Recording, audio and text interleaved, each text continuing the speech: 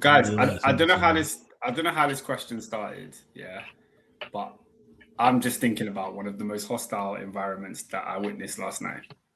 Are we? Can we talk about it? We could talk about. That's where the question came from. It's exactly where the question came from. It's exactly where the question came from. But guys, England 3, Mexico 2 at the Azteca.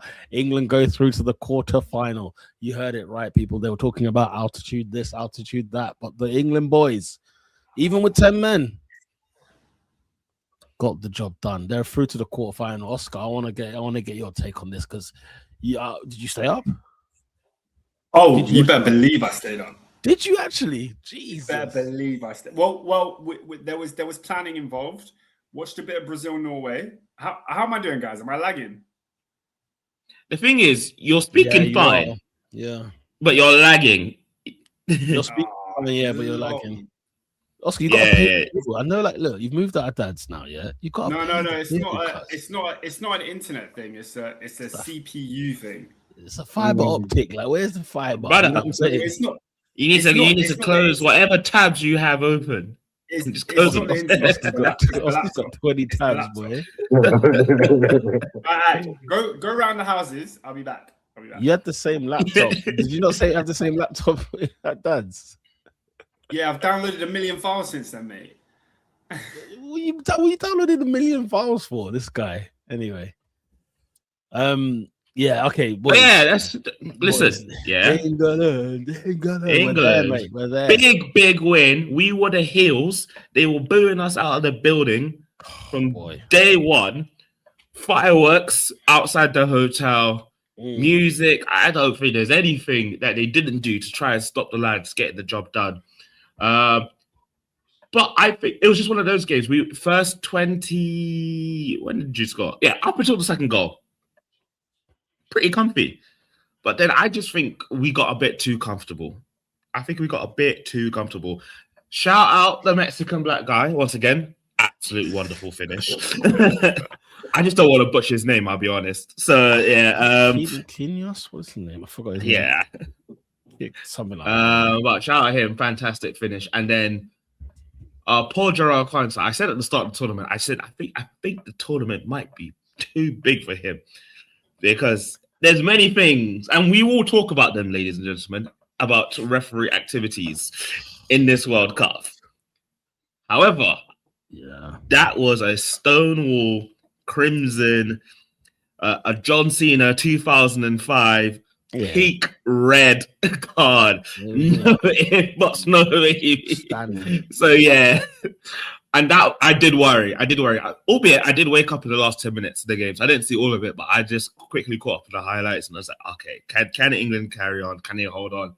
And yeah, credit where credit's due. England were professional throughout. England were astute and probably just marking their territory. That said, yeah, we've got a shot. We're in this. And now 3 games potentially. 3 games for glory. Oh, Peter, you're muted to me. Hey, Jim, can you hear him? Or is it just me? No, I think he's muted. Yeah, I can't hear you, buddy. Can you hear me now? There we go. What the hell is going on here? AD, over to you, man. I mean, give me your thoughts on what was a potential banana skin, a tough game, an intimidating game, a challenge, a big test. Yeah, bro, I'm hearing altitude this, and I'm thinking, are these guys going to go fight on planet Namek? And then I hear Frieza or Vegeta or Goku, they lost more planet Namek than what Mexico have. I think Mexico, prior to this game had, I don't know, because this stat is so ridiculous. It's probably incorrect. Ridiculous. They lost 2 out of 89 games. Yep. Coming into this game. What are we competitive? What are we talking about here? Yeah, what's going on? And I think for me, this is where Thomas Tuchel, I think, earned his weight in gold because, a lot of some of the picks that we questioned, i.e. a Dan Burn, you may be thinking, what well, what's the point of bringing him? Thomas Tuchel is very much about, he's brought certain profiles for certain match states. And, when a team's flinging balls into a box, what better than to bring in 6'7" Dan Burn? He was a monster among men. He literally put his head up on everything.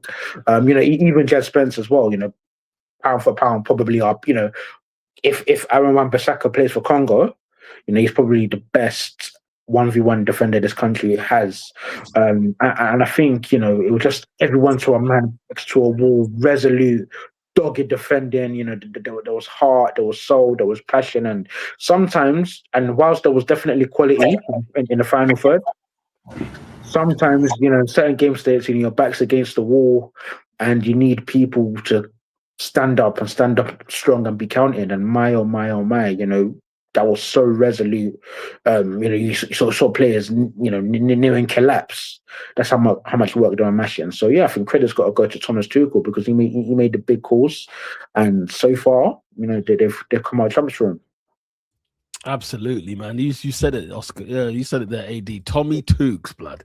Yeah, it's the first message I put in the group chat when I woke up this morning because I'm not a lunatic. I didn't stay up to watch it, and you've given me an hour delay as well. No, that's not going to happen. Obviously, certain man had to be at work. No one's there. So I watched it. You get me? Watched it this morning and caught the highlights. You know what I'm saying? I was happy with what I saw. Tommy Tukes and Jude Bells. What? Are you all right? Hey, Oscar, you need to read some of these comments from SW6, yeah? Jude Nation. I told you, mind how you talk on my Dons, Too Short and Jude. Yeah? Look, you're lagging, Oscar, yeah? You're lagging because you didn't want to believe. Yeah? I'm just making sure you see this. Yeah. Can I go? I promise, SW6, I will address your comments because your cries deserve to be heard. But just before I do that, guys, this is one of the best ever England World Cup games I've ever seen. 1,000%. Ever seen. Let's start there. And I was thinking about whether or not to stay up. And then Adrian put a message in the group chat. He said, hold on. The World Cup is every 4 years. You go to work every week, every Monday. What is one tired day? What is one day tired? Like, I thought about it like that. And I said, you know what? I'm going to watch it. A little Brazil-Norway, tactical nap, wake up in time for the game. Once I heard the David send the update in the chat, guys, delayed 1 hour. I said, let me set my alarm back 1 hour. I got a little bit extra sleep. I woke up live and kicking, yeah. Obviously, shout out to David and AD because we was all in the group chat together, watching the game. It was a great feeling, great moment. But when I heard the roar from that Azteca, guys, I said it was legit. Like we were joking about it before the game that it's gonna feel like a ECW one night stand, that type of hostile wrestling crowd where everybody's rooting for one thing. But that's exactly what it was. We played an away game in a World Cup. Like it was one of the most hostile Champions League away grounds kind of vibe. They were so loud. They were cheering for every Mexico pass. They were booing every time England got the ball. And the fact that the guys had to just show composure and measure themselves and just play through that and recognize that the game is what we're playing here, not the occasion. I got to give huge credit to Tuchel and the team and Harry Kane and SW6's man, Jude Bellingham, because he was phenomenal. Like, there's no other way to put it. Like, the way the team came together yesterday was just fantastic. And I think you needed big characters for such an occasion. And I think Kane and Bellingham, the two of them, dragged the team through where they needed to get to. And I'm so proud of the team for not succumbing to the pressure from Mexico, number one, then the adversity of, like, obviously we'll touch on the red card and different things. But yeah, man, I was very emotional last night. I was like, wow, this is insane. This is a moment I'll remember for the rest of my life. Do you know what I mean? I remember watching England versus Brazil in 2002, and it was 8 a.m. And the idea that it was like we're watching I think it was 8 a.m. or 7 a.m. kickoff. It sticks in the head. I'll never really forget that. You forget a lot of games when you watch them over the years. But this one here, waiting up till 2 a.m. to watch England versus Mexico in the Azteca, and it being one of the most entertaining games, phenomenal stuff. Oscar, it felt like the end of the Avengers. I felt like the end game. It was like, after you watching it, it was so captivating, so thrilling, so much emotional investment goes into it. You know, Rods, for like 5 minutes, you just need to take a breather. I said, what the hell have I just seen? It had everything. Yeah. Absolutely everything. Yeah, you took the words out of my mouth there. You literally had everything. Literally, this game had it all. And yeah, as you guys talk about the atmosphere, I mean, we're talking about this was a big banana skin. It wasn't even like, oh yeah, Mexico are better than England. It was just the fact that everything around the team, everything around the football was what was kind of, can England match this? Can they handle it? Can they handle whatever this above sea level nonsense is? And you know, a country that hasn't lost, it was lost 2 games in the last 80 or whatever it was. Like, this is intimidating stuff when you're walking into a World Cup knockout stage. The nation is watching, you know what I'm saying? And then, yeah, as you say, bro, Oscar was talking about the pride. Yeah, honestly, I looked at Jude Bellingham scoring those first 2 goals, and I was like, what a man. We mentioned this on the pod, like, I think last year, the week before, and I was saying to you, like, we can talk about, like, Jude gets all the stick, he gets everything thrown at him, and I'm like, what I love about him the most is he stands up. He stands to be accounted. Yeah. He's the freaking high priest of England, because he goes forward and takes on the sins of everybody else. Literally, like, he's the guy who will literally be like, you know what, cool. And then to the point where, you know, he scores his goal and Harry Kane is doing his celebration as well. You know, at first, I just thought that was a one-off in the Croatia game. When I see him do it here, I said, no, this is but they did it. They did it. They've been doing that the last 2 tournaments. Yeah, but as in, like, I feel like right here, right now is poignant.